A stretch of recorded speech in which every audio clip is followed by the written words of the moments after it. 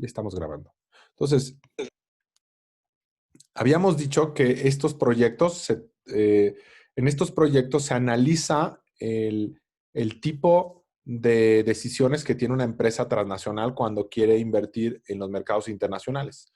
Básicamente, queremos ayudarle a la empresa Anchorage Textiles a decidir dónde deberá de poner sus subsidiarias para poder atender a una demanda de mercado creciente en los países de Colombia, Chile, Argentina, Estados Unidos y Brasil, tomando en cuenta una serie de restricciones. Una de las restricciones es no invertir en más de 3 subsidiarias por región, tener un nivel de servicio mínimo del 85% de lo que nos pide el mercado, no pasarnos de una inversión de 170 millones, o sea, no debemos exceder esa inversión, y otra serie de restricciones como evidentemente que tendremos que exportar contenedores cerrados, tendremos que buscar maximizar la rentabilidad del plan de trabajo que nosotros querramos montar para hacer nuestro proyecto.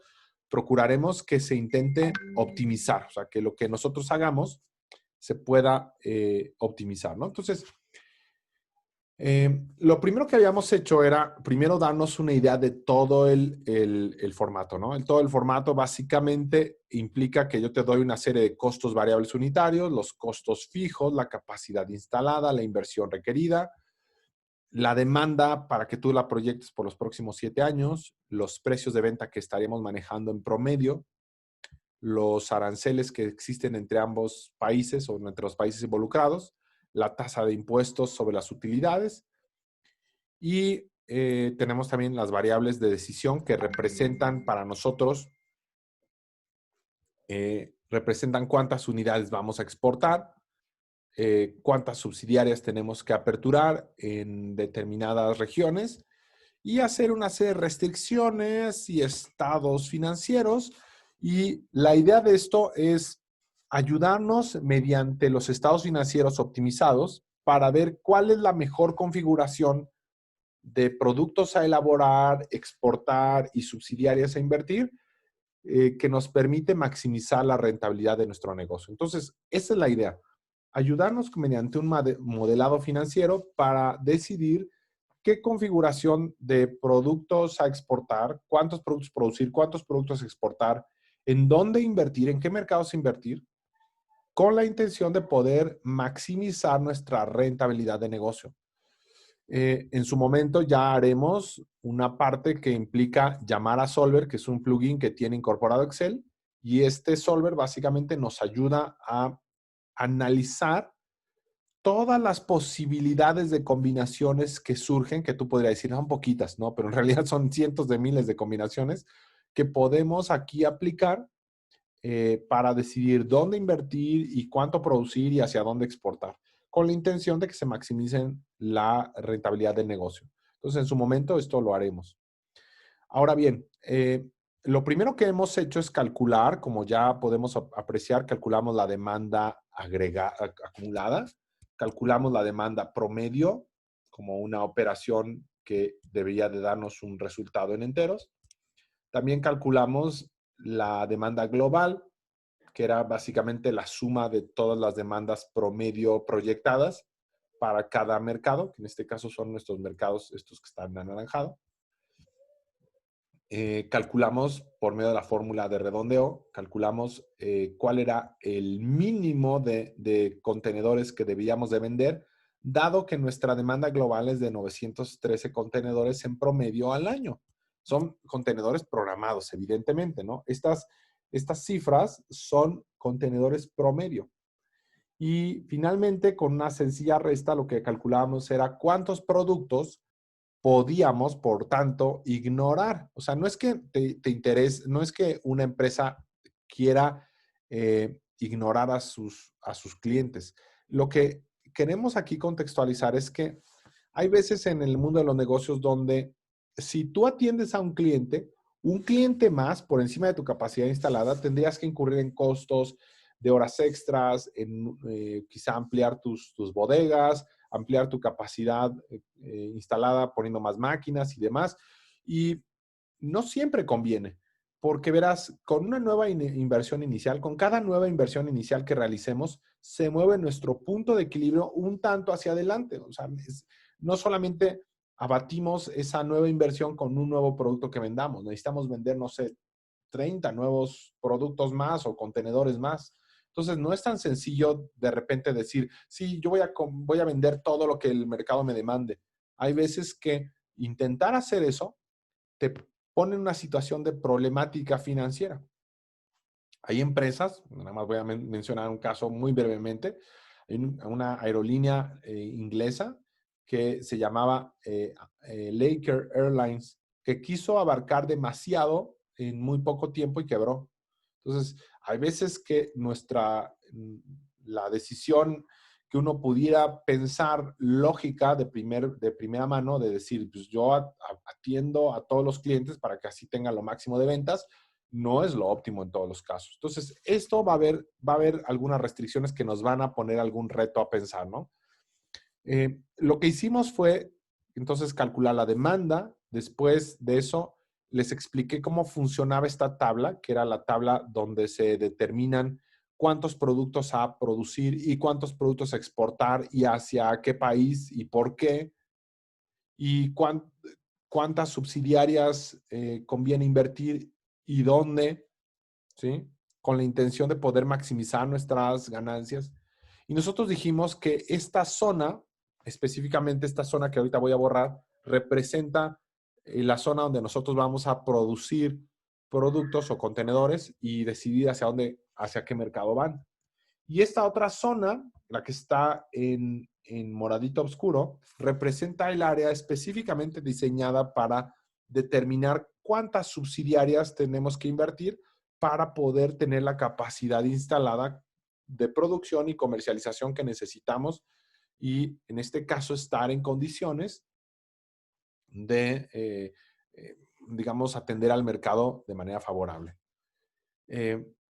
Habíamos dicho que existía una lógica de observar lo que el mercado me estaba pidiendo, que en este caso Colombia me pide proyectados 166 contenedores, tenía que tener una lógica con respecto a lo que yo quería venderle, que en este caso esta área que estoy seleccionando, si se alcanza a ver, esta área que estoy seleccionando representa el área donde yo estoy definiendo o programando cuántas unidades pretendo producir y enviar hacia el mercado de Colombia. Esta otra me representa el mercado, todo el mercado que pienso atender hacia todo lo que pienso producir hacia el mercado de Chile. Déjenme hacerles una pregunta. Basado en lo que ves en Argentina, ¿me puedes decir dos cosas? Número uno, ¿cuántos contenedores tentativamente aquí queremos exportar a Argentina? 80, se ¿Y supone. cuántos me hace falta para, digamos, cuántos me hacen falta para atender a la demanda que Argentina me está pidiendo? Si yo quiero exportar 80 contenedores, ¿cuántos me hacen falta para atender plenamente a Argentina? Pues Argentina ya está cumpliendo 80, entonces Ya, ninguno, ese ¿verdad? sí ya está 100%. ¿Y Estados Unidos? 330. Exactamente. ¿Ves aquí un error? ¿Aquí hay un error o no hay error? Obviamente ese error Mm, lo hicimos a propósito, pero ¿qué observas aquí? ¿Qué deberías de observar, más bien, qué deberías de tomar en cuenta cuando se trata de programar una demanda, una venta a Chile? ¿Qué deberías de observar? que la demanda total de Chile es de 100. Es de 100. Entonces, hemos aquí programado algo que no hace sentido o no hace lógica. Queremos producir y vender a Chile más de lo que el mercado me está pidiendo en promedio, que son 100. Y eso que esta es una demanda proyectada por los próximos años, ¿no? Entonces, ahí hay una serie de problemas que algunos de ellos fueron hechos a propósito para que tú te puedas dar una idea de cómo se plantea la lógica de solución si es que no tuviéramos solver. O sea, hay una manera en la cual nosotros podemos entender que se llena esta tabla y una manera en la que se llena esta otra tabla donde están las subsidiarias y una lógica de utilidad para cada restricción. O sea, cada restricción tiene un porqué. ¿Me pueden decir qué significa este 38 que está en México en el exceso de capacidad? ¿Qué me quiere decir este 38?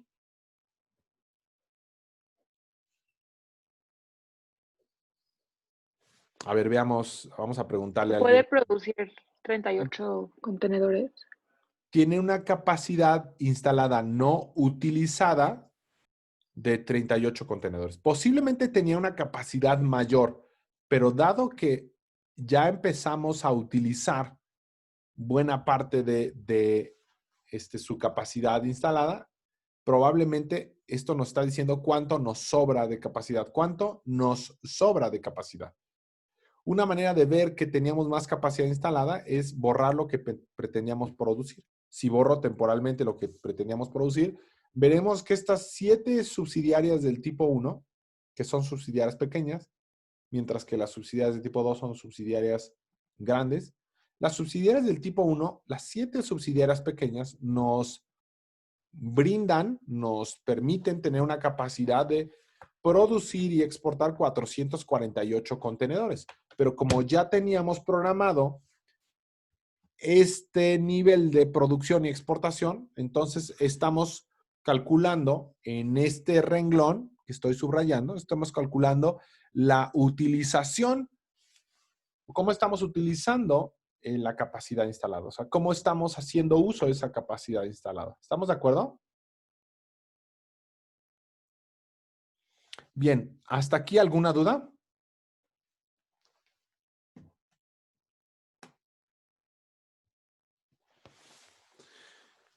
¿No?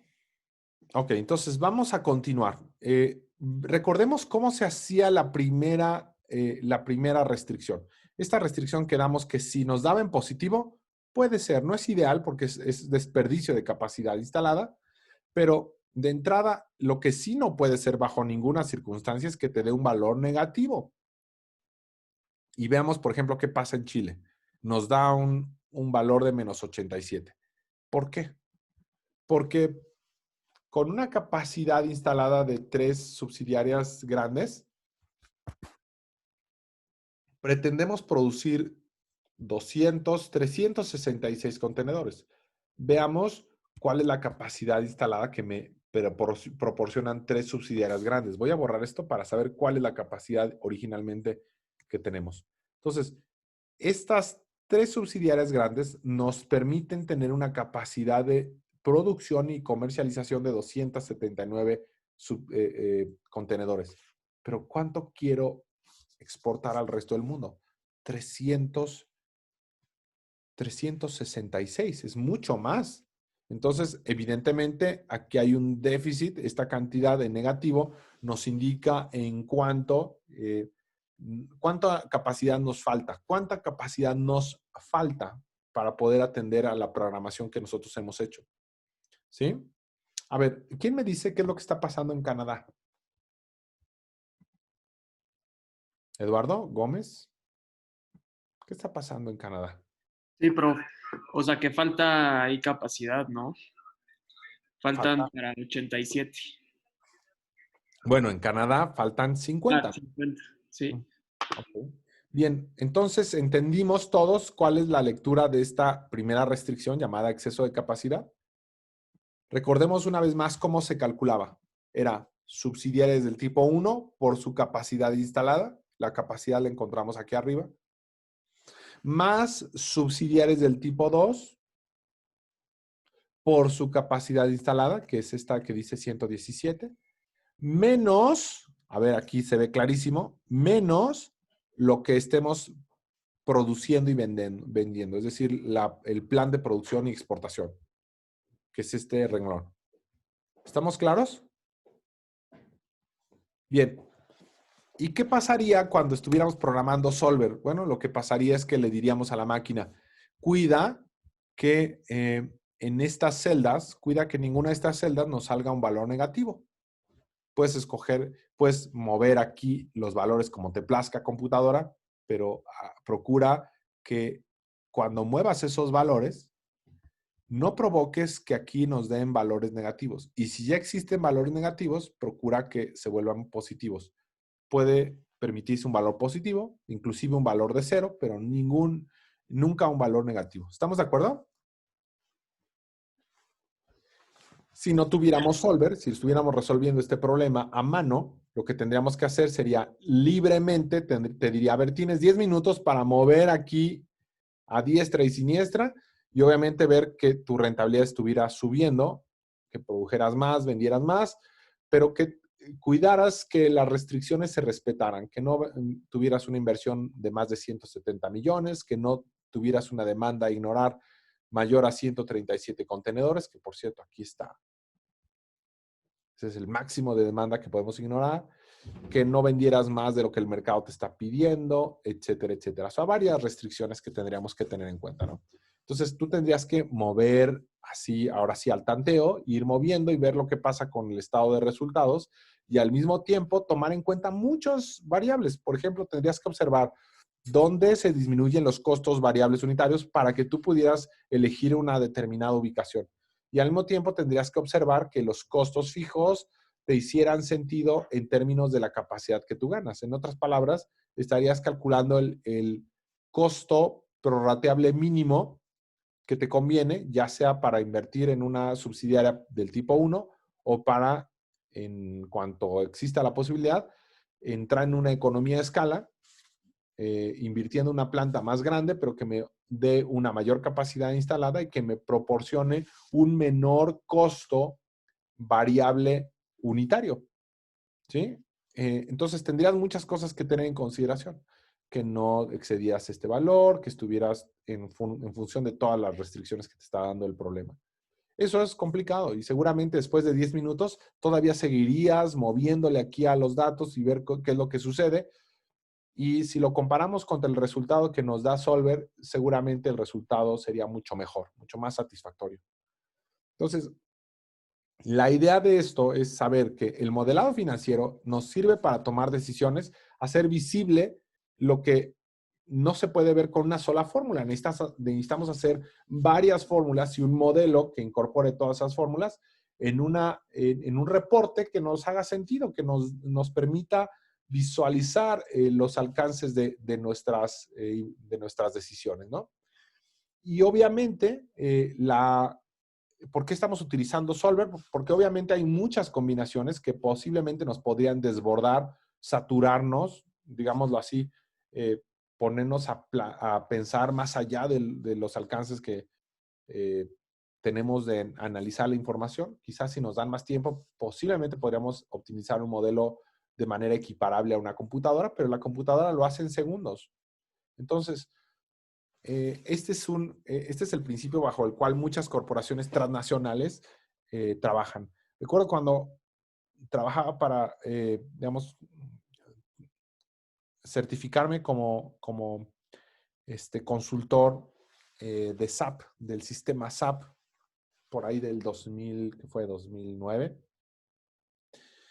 Tuvimos un curso de certificación en el TEC de Monterrey y estábamos observando todas las funciones que tenía inclusive para modelado de escenarios este programa, y hoy en día ha mejorado todavía mucho más, ¿no?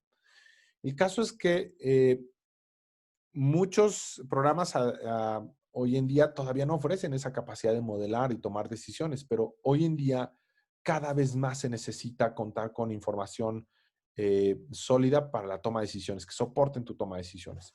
Bueno, vamos a continuar en nuestro ejercicio. Entonces, hasta aquí nos habíamos quedado. Entonces, tenemos ahorita 40 minutos. Vamos a ver hasta dónde llegamos. Vamos a poner la siguiente restricción. La siguiente restricción es el número de subsidiarias por región. El número de subsidiarias por región o la restricción de subsidiarias va a ir así. Va a decir el máximo de subsidiarias menos el total de subsidiarias actualmente existen. Vamos a ver, vamos a explicar esta fórmula. Si nosotros sabemos que en este problema tenemos 3 subsidiarias máximas por región, esto es lo que nos plantea el problema, nos dice, no inviertas más de 3 subsidiarias por región. Entonces, ¿cómo le hacemos a esta instrucción? Diríamos igual a 3, que es en este caso este valor, lo fijamos, menos las subsidiarias que actualmente hemos invertido.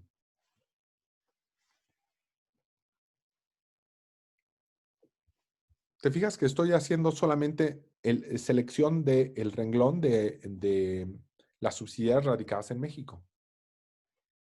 Veamos cuánto nos da. ¿Cuánto te da? Te da aquí -4, que quiere decir que ya nos pasamos, que este valor no es aceptable. Lo recorremos hacia abajo y veremos que en el siguiente ya no nos sobran subsidiarias, que en el mercado de Colombia todavía nos sobra una subsidiaria por si queremos invertir una subsidiaria más, y que en Canadá nos sobran las 3 subsidiarias, o sea, no hemos utilizado, no hemos invertido ninguna. Destaco aquí que cuando tú violas una restricción, aparece negativo. Y este es el caso porque estamos invirtiendo en 7 subsidiarias pequeñas y el problema nos manejaba una característica de nuestra decisión. No invertir nunca más de 4 subsidiarias por región. ¿Estamos de acuerdo? Bien, hasta aquí. ¿Alguna duda? Todo bien, profe. Ok, ahora lo que vamos a hacer es calcular la inversión inicial requerida. La operación va así. Inversión inicial por región será igual a la subsidiaria del tipo 1 por su inversión inicial más la subsidiaria del tipo 2 por su inversión inicial. Vamos a explicar esta fórmula. Esta fórmula nos está diciendo lo siguiente. Subsidiaria del tipo 1, 7, por su inversión inicial. Bueno, voy allá arriba, voy a encontrar la inversión inicial de las subsidiarias del tipo 1. ¿Radicadas en qué país? En México. Entonces vamos acá arriba. Aquí encontramos en las subsidiarias del tipo 1 que tenemos respecto de México, tenemos el primer renglón. ¿Cuánto nos cuesta invertir una subsidiaria del tipo 1 en México? 11.530.000, ¿verdad? Continuamos haciendo la fórmula que estamos haciendo. Ahora vamos a poner la segunda parte, que es más subsidiarias del tipo 2, que es esta de aquí, por su inversión inicial. ¿Estamos de acuerdo? Vamos a ver cuánto nos da. Esto nos da 80 millones de dólares. Y si lo recorremos hacia abajo, nos da aquí 86, aquí 24 millones, aquí 0, y sumamos la totalidad de estos valores. Hasta aquí, ¿me pueden decir si vamos bien? Si llegaron al 191 millones 520 mil. No, profe, ¿puede volver a poner la fórmula por fin? Sí, recordemos, subsidiarias del tipo 1 por su inversión inicial, más subsidiarias del tipo 2 por su inversión inicial. Entonces, observa lo que está sucediendo. Subsidiarias del tipo 1, que son 7, por su inversión inicial, que son 11.530.000. Vamos allá arriba. 11.530.000. Más subsidiarias del tipo 2, que no hay nada. ¿Te fijas que está en blanco? Por su inversión inicial, que es de 25.500.000.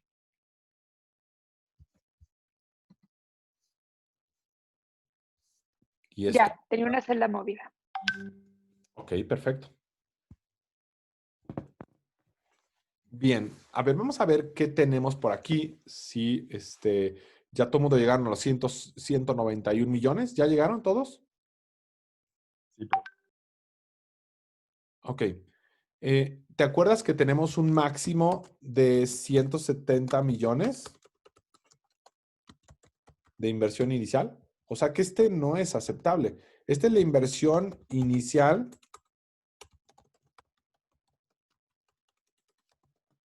actual. O sea, es decir, la que estamos actualmente analizando. pero sabemos que esta no es satisfactoria en tanto que ya nos pasamos. Siguiente restricción. Aquí tenemos una restricción, dos restricciones, tres restricciones. Vamos a la cuarta restricción. Esta restricción está diseñada para evitar que querramos vender más de lo que el mercado me pide. Y de hecho aquí tenemos un error a propósito que nos va a servir. La operación de esta área va a ir así. Va a decir demanda anual proyectada por región menos la venta a la región. Vamos a ver cómo entendemos esta formulita. Esta operación va así. Igual a demanda anual proyectada por región, que en este caso voy a Colombia. Vamos a ver cuál es la demanda de Colombia.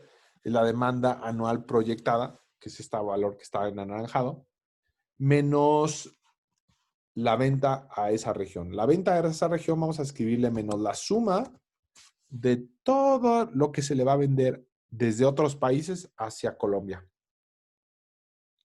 ¿Ya se fijaron?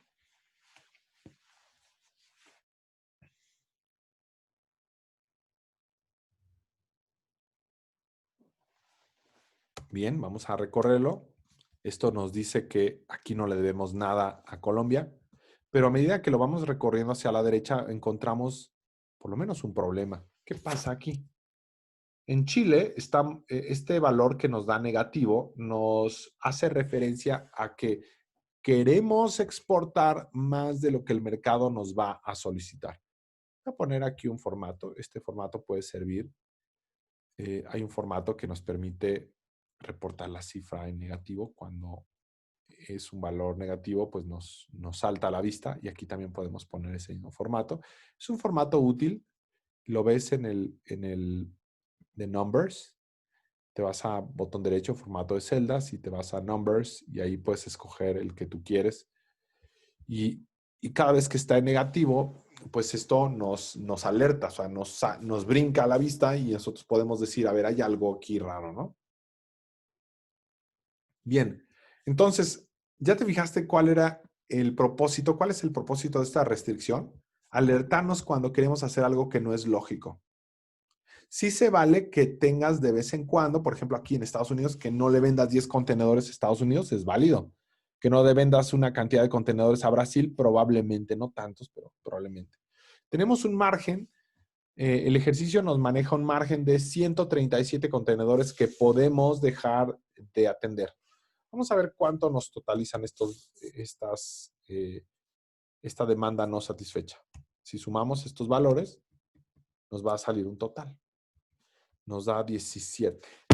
Evidentemente aquí hay un problema. Antes habría que atender este problema porque este valor no debe de estar aquí. Pero la idea es que si ahorita este valor estuviera en 0, entonces tendríamos 97 contenedores todavía no satisfechos, lo cual está dentro del margen aceptable. ¿Hasta aquí alguna duda? Si te preguntas, bueno, son muchas variables como para tenerlas todas en contexto, o sea, estarlas todas contemplando a la hora de decidir dónde invertir, pues estoy de acuerdo. Hay muchas cosas que analizar y por eso es que se utiliza Solver, se utiliza en esta solución del problema, se utiliza un apoyo que es el uso de Solver, ¿no? Antes de entrar a los estados financieros, voy a necesitar utilizar esta inversión inicial. Nosotros teníamos que acorde a la información del problema es necesario calcular el activo fijo, la depreciación, el financiamiento externo y los intereses provocados por un financiamiento. Y todos estos valores dependen de la inversión inicial. En la redacción del problema nos dice qué porcentajes, por ejemplo, qué porcentajes son nuestros activos fijos respecto de la inversión inicial. Nos dice el problema que el 67% de lo que nosotros vayamos a invertir, ya sea en plantas pequeñas o en subsidiarias pequeñas o grandes, el porcentaje debe de mantenerse. El 67% de nuestras inversiones iniciales deben de ser activos fijos. Que estos activos fijos tendrán una vida de 8 años y que el financiamiento externo representará el 40% de nuestra inversión inicial. Y finalmente, la tasa de aquel financiamiento que tomes como financiamiento externo o financiamiento de deuda, tendrá que pagar una tasa del 10.5%. O sea, tendremos que pagar intereses. Bueno, ya que tenemos la inversión inicial, verifica qué celda es. ¿Qué celda es la inversión inicial?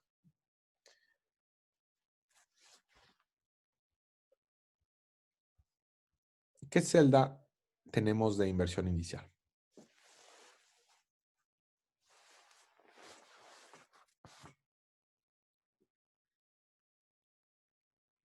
¿Alguno de ustedes? ¿Rebeca?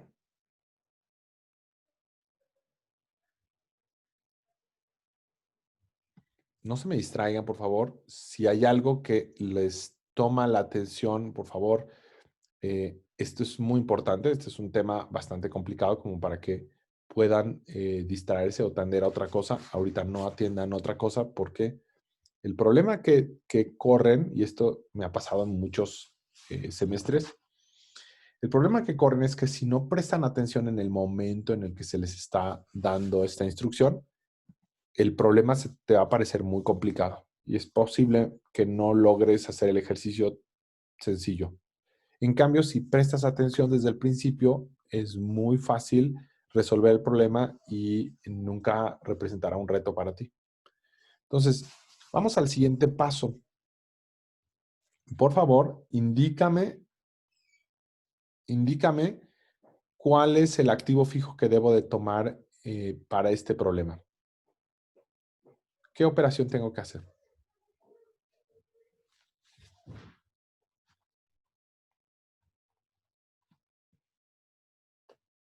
La inversión inicial tendrá que ver algo con el porcentaje de activo fijo. Exactamente. Vamos a hacer la operación que es inversión inicial, que es de 55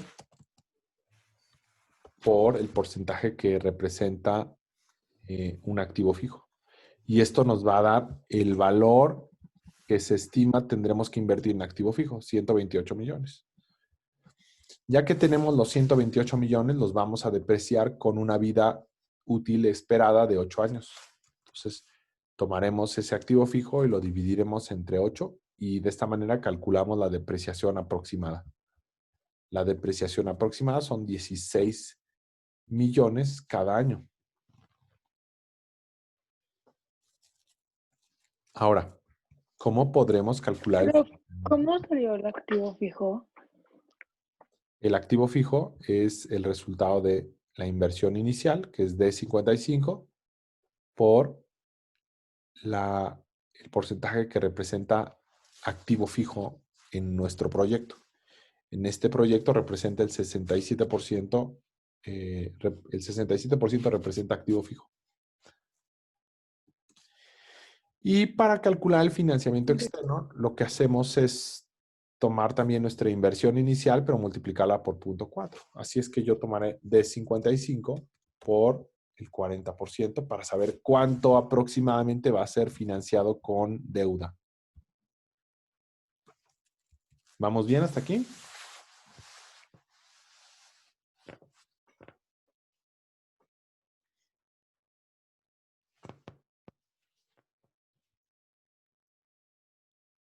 ¿Dudas? ¿Hasta aquí? ¿Vamos bien? Profe, ¿Cómo poner salió otra- depreciación? La depreciación se calcula del activo fijo entre la vida útil del activo fijo.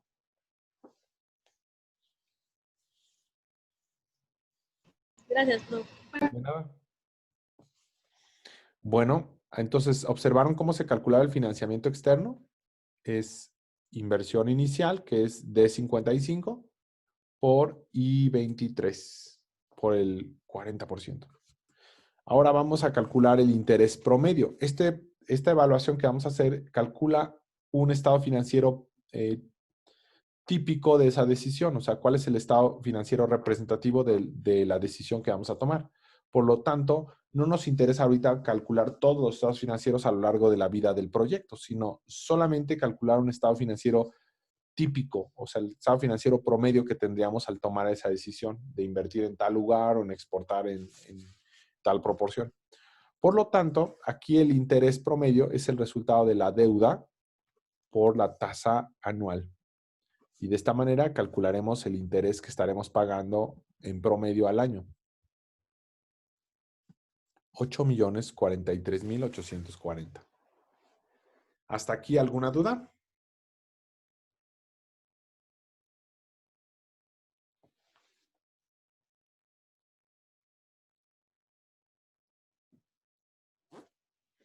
Lo que va a suceder es que a medida que nuestro modelo va avanzando, obviamente la inversión inicial de D55 va a moverse, va a disminuir, va a aumentar, y entonces en función a eso va a suceder un cambio en el activo fijo, su depreciación, su financiamiento y los intereses que pagamos por el financiamiento. ¿Dudas hasta aquí? Ahora vamos.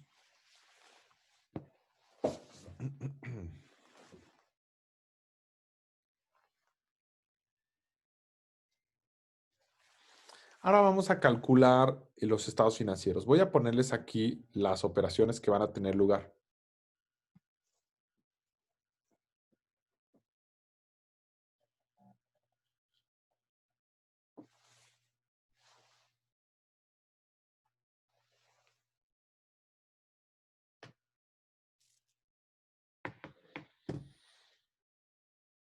Ok, bien. Vamos a ver qué es lo que vamos a hacer. Lo primero que voy a hacer es ponerles las fórmulas aquí y a continuación vamos a ejecutarlas. La primera fórmula, ¿cómo se calculan las ventas? Las ventas se calculan con la fórmula suma producto. Y vamos a multiplicar matrices de datos. Esto es una matriz de datos, miren. Esto es una matriz de datos. Esto es otra matriz de datos. Esto es otra matriz de datos. Esta es otra matriz de datos. O sea que las matrices que vamos a utilizar deben de tener las mismas dimensiones. Veamos cuál es la dimensión de esta matriz. Son 4 por 1, 2, 3, 4, 5. O sea, 4 por 5. 4 renglones por 5 columnas en este ejercicio en particular es la dimensión de una matriz. Entonces vamos a hacer la multiplicación de matrices, nada más que en vez de eso yo voy a dejar la instrucción de qué por qué se tiene que multiplicar. Tenemos que multiplicar la matriz de unidades a vender, coma, la matriz de precio de venta para calcular las ventas. Para calcular el costo de ventas, tendremos que calcular con la fórmula suma producto de las siguientes matrices. La matriz de unidades, la matriz de costo de ventas. Y a esto le vamos a volver a escribir suma producto, la matriz de unidades, la matriz de costo de ventas y la matriz de aranceles. ¿Qué es lo que va a calcularse? El costo de ventas. Tengamos en cuenta que por obvias razones las ventas deben de ser mayores y el costo de venta debe ser menor. Esto es importante porque si algo hiciste mal en la fórmula de abajo, te podría salir mayor este costo, lo cual implicaría un error que haría que ya no pudieras llegar a una solución en el problema. El costo fijo o los costos operativos del negocio van a ir así. Los costos fijos van a ir con la fórmula suma producto de las subsidiarias del tipo 1, que en este caso es la matriz, no es una celda, es la matriz llamada subsidiarias del tipo 1, coma, sus costos fijos, más suma producto, subsidiarias del tipo 2, coma, sus costos fijos. Para el cálculo de los impuestos, vamos a calcular el promedio de los income tax. Vamos a calcular el promedio de los income tax, que en este caso los income tax los tenemos justo aquí arribita de las variables de decisión. Seleccionamos esta zona y escribimos promedio. Vamos a calcular el promedio. El promedio nos sale de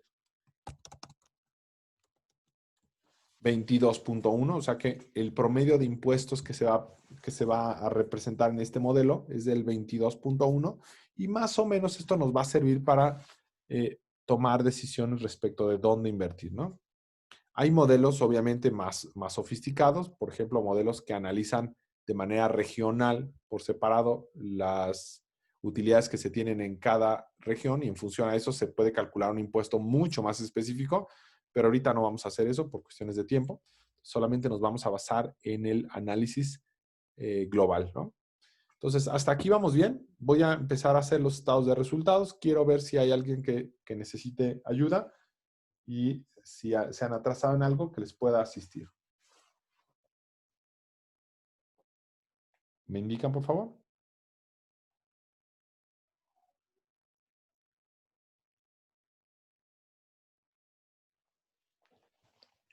Profe, ¿puedes volver a poner la fórmula del 22.12%, porfa? Sí, claro. Gracias. Ok, la fórmula del 22.12%, posiblemente te podrías decepcionar y decir, ¿no hay un análisis más detallado? Sí lo hay, pero no lo vamos a ver por cuestiones de tiempo. Hasta ahorita lo único que se necesita hacer sería calcular un promedio de los impuestos regionales. Y si quisiéramos tener algo mucho mejor, lo que tendríamos que hacer sería, en vez de reportar un análisis global, reportar los análisis por región, pero no estoy seguro que nos dé tiempo de ver esto. Entonces, mejor nos vamos por el análisis global, ¿no? Entonces, esto es, ¿qué se hizo? Un promedio de todos los income tax y dónde los ubicas desde el renglón, desde la celda B36 a F39. Y esto ya te da el 22.1, ¿no? Entonces, vamos a dejar las fórmulas en rojo. Vamos a dejar las fórmulas en rojo para que sepamos perfectamente lo que vamos a hacer. Y no olviden lo siguiente. Por ningún motivo te debería de salir las ventas menores al costo de ventas. O sea, que tienes que cerciorarte que siempre las ventas superen al costo de ventas. Si no haces eso, entonces puedes pasar ese error inadvertido, pero cuando llegues a utilizar Solver te va a dar un error, no te va a cuadrar. Entonces, la idea es que tengas cómo apoyarte, ¿no? Entonces, vamos a empezar. ¿Listos? ¿Todo el mundo? Por favor, a ver aquí, quiero observar quiénes sí están dando seguimiento. Me ponen ahí en el chat. Sí, profe. Grecia, André, Ariadna, perdón, Fernanda. ¿Cómo vas, Fernanda? Fernanda León y Fernanda Santos. Listo, prof, sí. Yo voy bien, prof. Gracias. Ok. Prof, yo también, pero no sé por qué no se pueden escribir. Bueno, pues qué bueno que van bien. Vamos ahora a hacer el estado de resultados. Entonces, en el estado de resultados va a ser suma producto y vamos a seleccionar la matriz llamada unidades a vender o exportar, que es la matriz Q. ¿Cuál es la matriz Q? Es esta que está en morado claro y que representa los contenedores que habremos de producir y exportar al resto del mundo. Bueno, en este caso de nuestros mercados objetivos, que son solamente 5, ¿no? Coma, la matriz de precios de venta. ¿Dónde encontramos la matriz de precios de venta? Pues aquí arriba. Vamos a buscar matriz precios de venta. Seleccionamos. Si seleccionas una matriz más grande, te va a marcar un error. Tienen que tener exactamente las mismas dimensiones. Tu matriz de precios de venta y tu matriz de unidades a vender.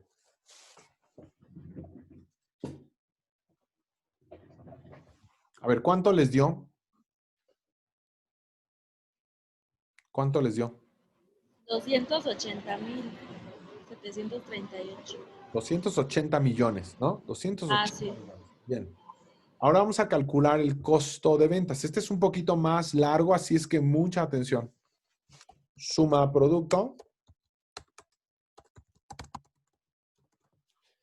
Dice Q, que es las unidades a vender, coma el costo de ventas. Entonces voy a seleccionar mi matriz de unidades, que es Q, coma la matriz de costo de ventas. ¿Dónde está la matriz de costo de ventas? No vayas a seleccionar los títulos, solamente los puros valores. Esta es mi matriz de costo de ventas.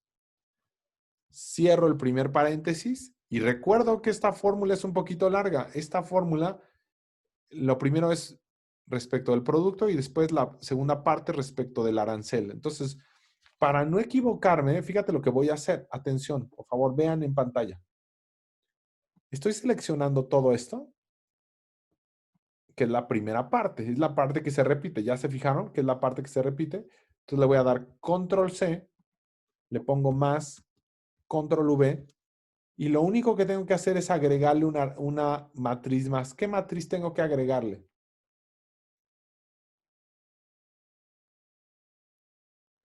La de aranceles. Le pongo nada más coma aranceles. Voy a buscar la matriz de aranceles y ya está. Entonces aquí está la matriz de aranceles, la selecciono. Y si hiciste bien las cosas, ¿cuánto te dio? 123.686.900. Así es. Entonces, ¿te das cuenta que tus ventas son mayores a tus costos? ¿Habrá alguien que le haya salido mal y le haya salido al revés? A mí me salió otro número, pero sigue siendo menor. ¿Qué valor te salió? Me dio 242.602.218. Hay algo mal. Hiciste algo mal. Vuelve a hacerlo.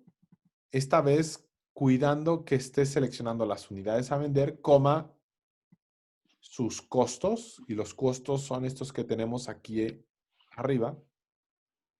Ok. Ya una vez que hiciste eso, vamos a ver cómo luce la fórmula y qué resultado te da. O sea, voy a desglosarla en dos componentes.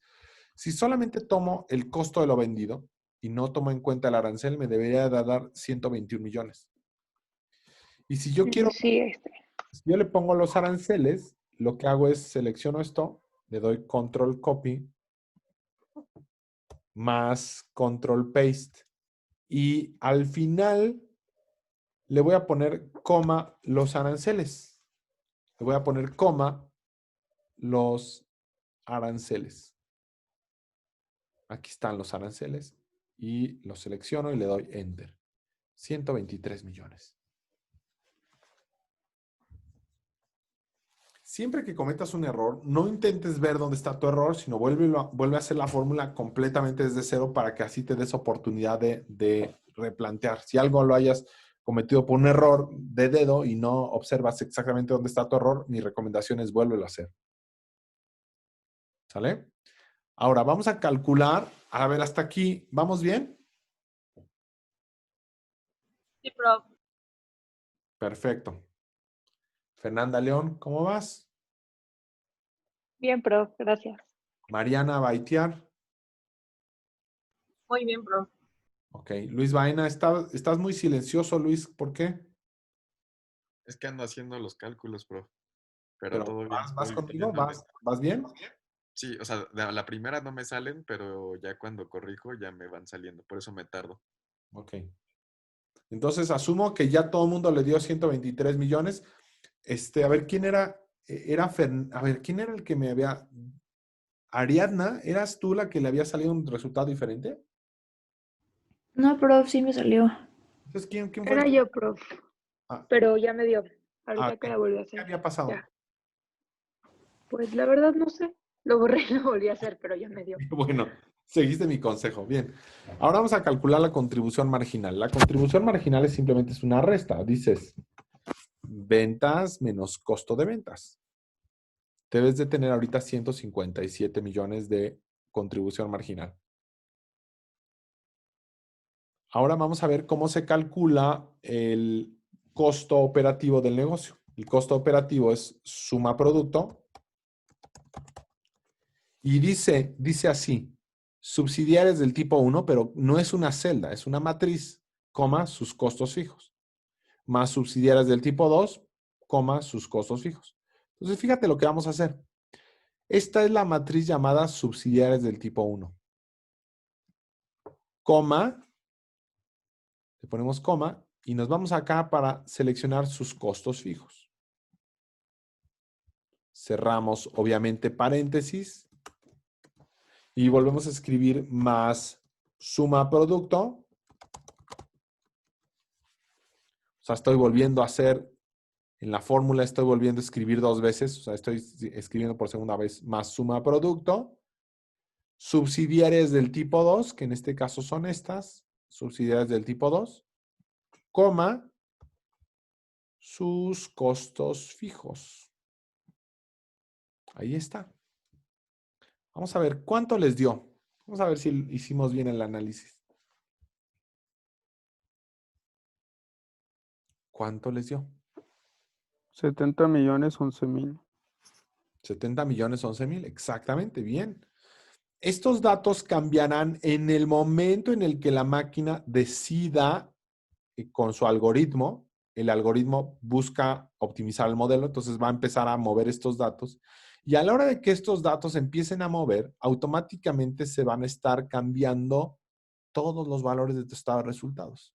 Y entonces estaremos buscando maximizar la rentabilidad del negocio, basado en una serie de análisis, pruebas y combinaciones para ver cuál es la configuración ideal del negocio, ¿no? Vamos a calcular ahora la utilidad operativa. Utilidad operativa es contribución marginal menos costos fijos. Te sobran todavía 87 millones, ¿cierto? Los intereses me parece que son, déjame ver, son son I32. Los intereses están en la celda I32, mientras que la depreciación se encuentra en la celda I30. Depreciación, celda I30. Entonces, lo que estoy haciendo es que jalé el dato de los intereses y jalé el dato de la depreciación, y entonces estoy también sabiendo que a medida que vayan cambiando mis inversiones iniciales, también lo hará los intereses de la deuda y la depreciación. Finalmente, calculamos la utilidad antes de impuestos, utilidad operativa, menos intereses, menos depreciación. ¿Hasta aquí vamos bien? Te da 62,956,000.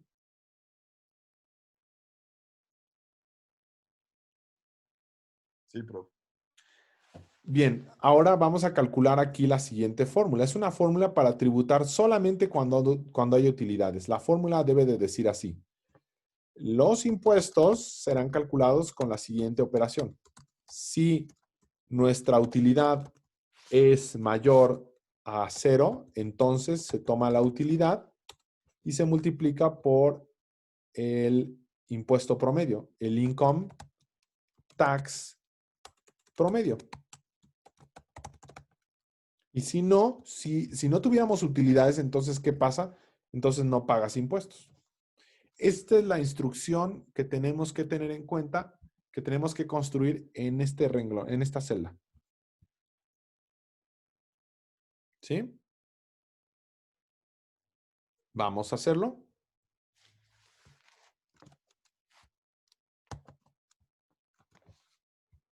Seleccionamos la utilidad antes de impuestos. Ponemos signo mayor que 0, coma. Si esto es cierto, si la utilidad es mayor a 0, entonces pagamos impuestos. Entonces, ¿cómo se paga impuestos? Se toma la utilidad antes de impuestos y la multiplicas por el income tax promedio. Ya habíamos calculado el income tax promedio, 22.12%. Y si esta declaración no fuera cierta, si no tenemos utilidades, entonces, ¿qué pasa? Se escribe un coma 0, que quiere decir que si no tuvieras utilidades, entonces no tienes por qué pagar impuestos.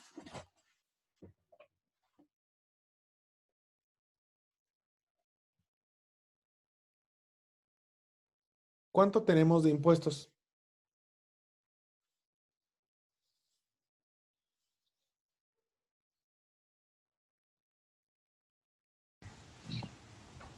$13 millones 929. Bien. Calculemos ahora la utilidad neta. Utilidad antes de impuestos, menos impuestos. Y una última fórmula, que seguramente ustedes ya se saben, ¿cuál es el ROI o retorno sobre la inversión? Es la utilidad neta entre la inversión. Entonces, aquí la operación que tenemos que hacer es utilidad neta entre la celda de la inversión inicial, que es D55. Espero que hayan hecho todo bien, porque de esto depende que te vayas tranquilo, de que ya resolviste tu primer caso y ya pudieras hacer los demás de tarea, o tengamos que meternos más a escudriñar qué pudo haber pasado. Entonces, fíjate lo que voy a hacer. Ya que tenemos esto, ahora sigue la parte de la programación de Solver. Vamos a aprender todas las restricciones que tenemos que tener y estas restricciones van a ir así. Restricciones de Solver. Hay que aprendérselas de memoria, ¿no? Restricciones de Solver. Vamos a ponerlo aquí en grande para que no se te olvide. Restricciones de Solver. Primera restricción. Nuestra matriz de variables de decisión. Déjame mostrarte la matriz de variables de decisión. La matriz de variables de decisión es toda esta matriz, incluyendo las subsidiarias. Esta es la matriz de variables de decisión. ¿Ya está claro? La matriz de variables de decisión deberán de ser enteros. Las variables de decisión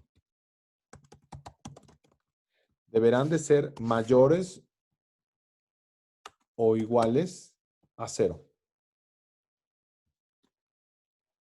La tercera restricción, nos vamos a basar en estas restricciones.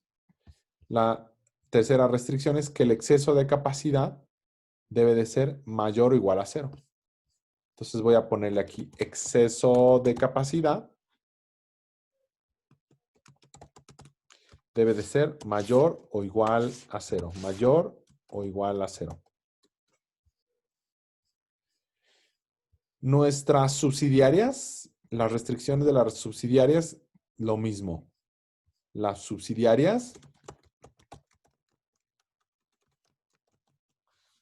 o la restricción de subsidiarias debe de ser también mayor o igual a 0. La siguiente restricción es que la inversión inicial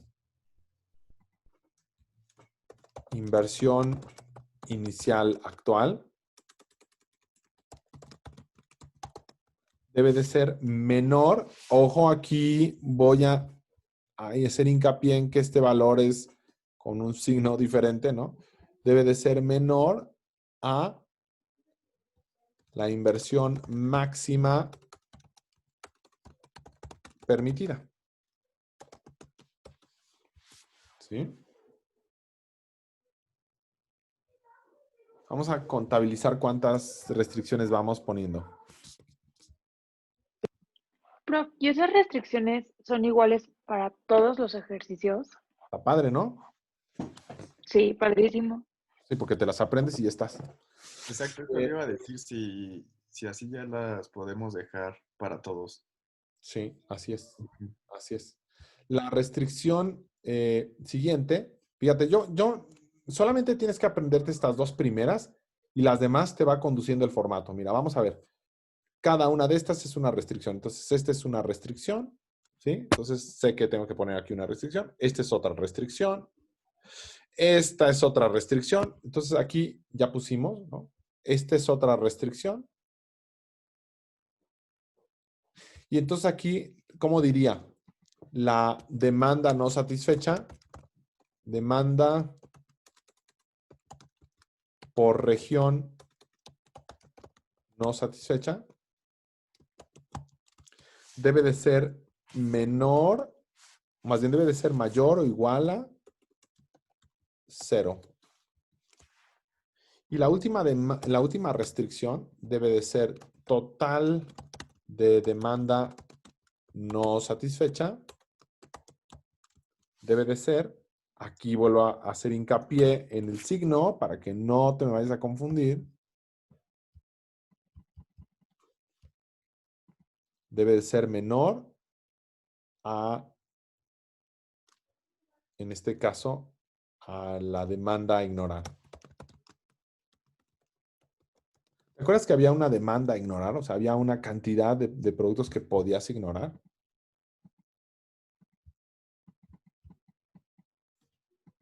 ¿Sí? Esas son las restricciones y hay que aprendérselas de memoria, ¿no? Bien, ¿ya apuntaron?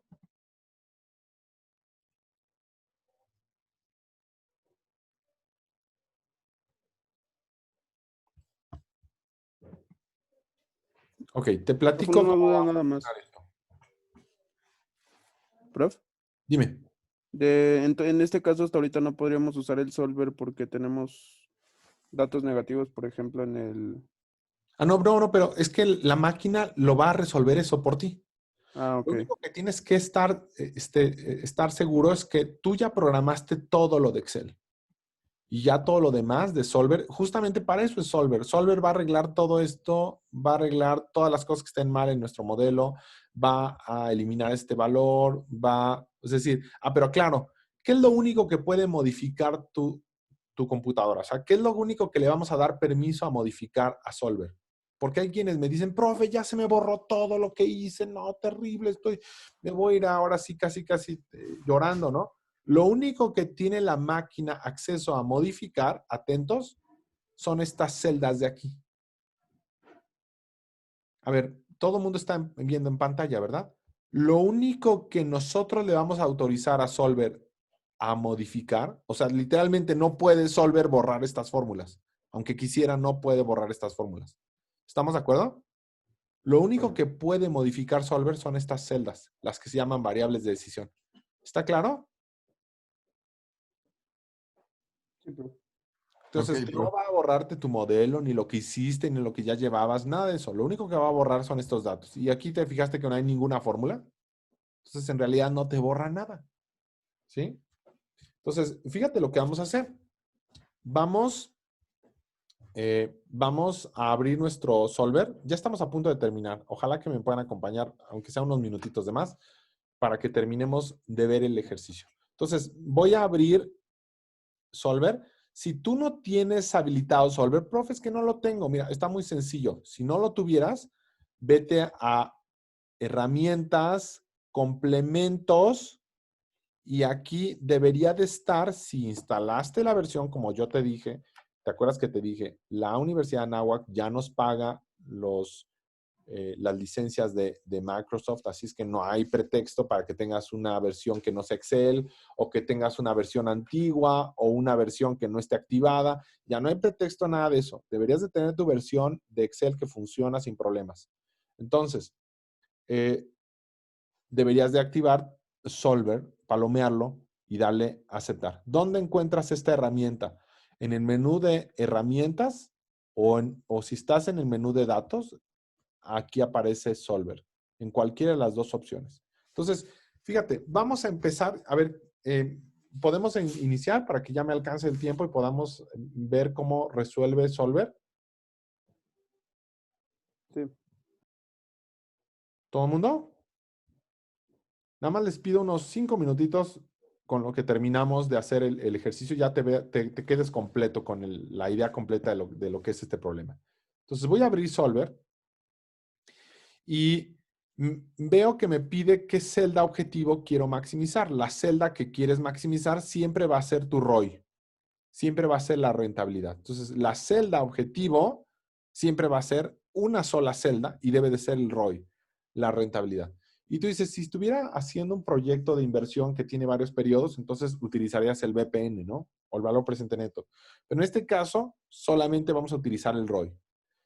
¿Qué queremos? Pues maximizar. Ve que está habilitado el max de maximizar. La siguiente ventanita te dice cambiando qué celdas. ¿La alcanzan a ver? Dice by changing qué celdas. Todas esas celdas que se llamaban variables de decisión que están en el área morada, todas desde la celda B44 hasta H47, tengo que seleccionar todas esas. O sea, voy a seleccionarlo justamente ahorita. Presten atención. Háganlo, por favor.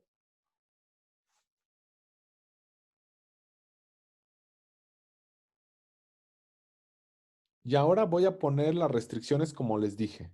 Entonces vamos a irlas siguiendo una a una y después ya le damos resolver para que ya nos dé la respuesta de la computadora. Entonces voy a poner aquí el botón de agregar. Me va a aparecer una ventanita chiquita. En esta ventanita yo tengo que poner qué celdas y qué restricción le aplica. Entonces voy a empezar en el orden en el que yo te fui diciendo. Lo primero que te dije es que todas las variables de decisión, o sea, todas desde aquí hasta la columna H, desde B44 hasta H47, ya se fijaron, todas esas celdas deben de ser ¿qué? Les dije que deberían de ser igual a entero. Entonces, ubica una opción que diga int. ¿Ya ubicaron una opción que dice int?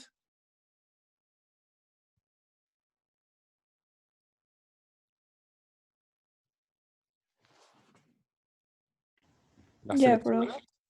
y le Ya. das, no le das OK, no, le das agregar porque vas a agregar varias. Entonces le das agregar.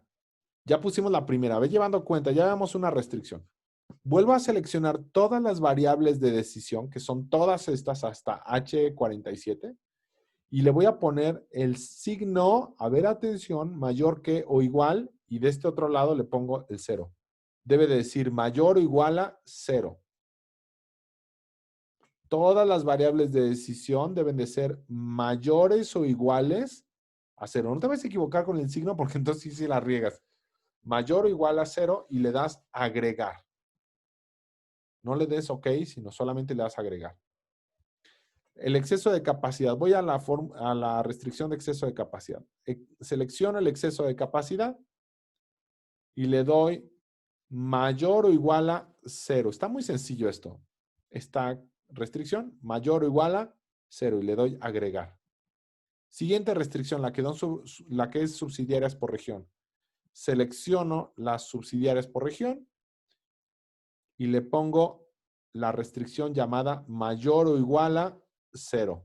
Casi todas las restricciones son mayor o igual a 0, así es que está muy fácil. Le doy a agregar, ya llevo ahí 4 restricciones. 2 para las variables de decisión, 3 y 4. Llevo 4 restricciones al momento. Voy a la quinta restricción y necesito prestar mucha atención. Ustedes me dicen si ya puedo pasar a la quinta. Ya estamos por terminar, ¿eh? Ya, prof.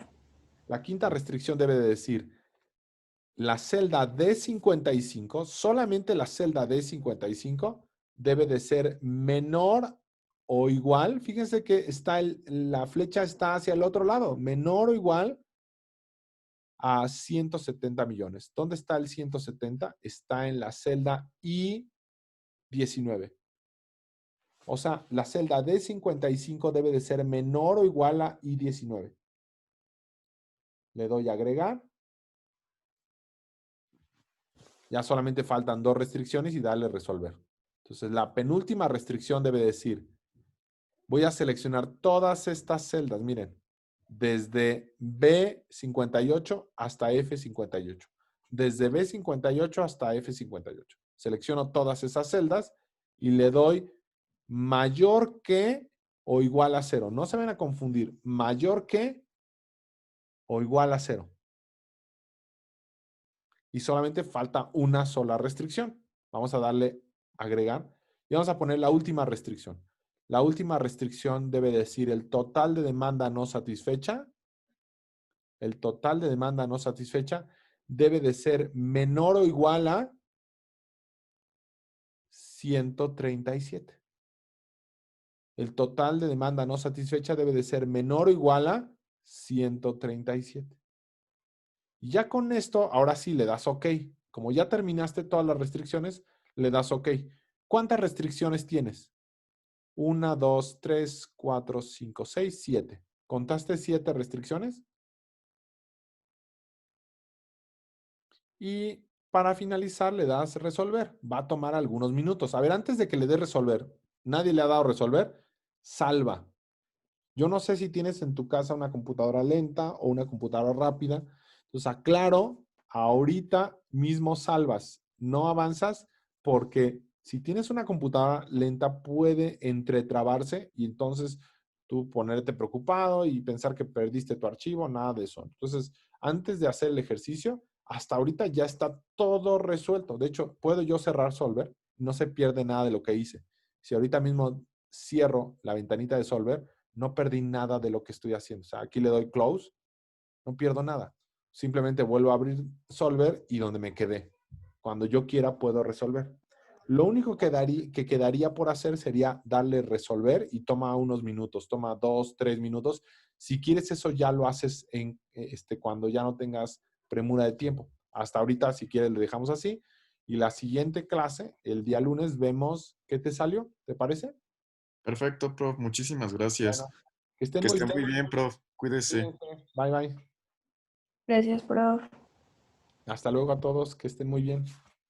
Igual, prof, gracias. Bye. Bueno, pues hasta aquí llegamos en nuestra sesión. Y bueno, pues la siguiente clase estaremos revisando los resultados. Ojalá que les dé. Si tú ya le das resolver, solamente te voy a mostrar qué es lo que pasa. Tú le das resolver. Yo primero voy a grabar igual. Todos los que tengan Mac sería ampliamente recomendable guardar. Entonces yo le estoy dando guardar. Y ahora vuelvo otra vez a abrir Solver y le doy vamos a resolver. Y lo que sucede es que Solver empieza a trabajar, empieza a hacer una serie de cálculos. Aquí se ve, no sé si alcancen a ver, empieza a trabajar Solver. Es un poquito lento el Solver de Mac, es mucho más rápido el Solver cuando lo trabajas en PC, pero de cualquier manera puede darte alguna solución. ¿Cuánto tiempo se puede tardar? Bueno, mira, si estuvieras en PC, se tardaría 5 minutos. Si estuvieras en una Mac, puede tomar un poquito más, 8 minutos, 10 minutos. ¿Sí? Y toma muchísimas combinaciones. Entonces, lo que está haciendo la máquina, aunque ahorita mismo no veas, lo que está sucediendo es que está calculando muchas combinaciones y la idea es darle el tiempo suficiente a la computadora. Recuerda que en las computadoras Mac suele ser bastante más lento que si lo estuvieras trabajando este programa o este problema lo estuvieras trabajando en una PC. Por alguna razón no compilaron bien, no hicieron bien el programa para Mac, por lo tanto es un tanto más lento. Entonces hay que tener un poquito de paciencia. Tomará, te digo, alrededor de unos 10 minutos y solito aquí te va a venir una ventana que diga, se encontró una solución que reúne todas las restricciones. Esa es la ventana que debería de salirte. Hay veces que cometiste algún error en la programación y te daría, Solver no encontró una solución y entonces te da ahí un signo de admiración en rojo, lo cual quiere decir que revises tus fórmulas. Cuando hacemos estos ejercicios, lo que yo les recomiendo es que inicien desde una computadora que no esté muy saturada, que no tengan muchos archivos abiertos, muchas aplicaciones abiertas, que puedas observar con tiempo el que esté trabajando y viendo a ver qué resultados obtiene, ¿no? Aquí nos da que está buscando soluciones. Dice Trial Solutions, ya encontró 6 y está trabajando en un subproblema. O sea, sigue intentando optimizar los resultados y en algún momento nos dirá, bueno, ya intenté optimizarlo todavía más, ya no llegué a mejorarlo mucho, entonces esta es la solución que yo te propongo. En problemas tan complejos donde existen decenas de miles de combinaciones, a la computadora le cuesta trabajo hacer el cálculo de todo lo que tiene que suceder para probar todas las combinaciones que apliquen. Entonces, dependiendo de qué tan rápido es tu computadora, algunas computadoras les tomará más tiempo que otras. Lo normal en estos ejercicios cuando se diseñan es que te tome alrededor de unos 10 minutos llevar a una solución. En PC, reitero, es mucho más rápido. El tiempo que podrías tomar inclusive en una solución en una computadora de escritorio podría ser inclusive 1 o 2 minutos.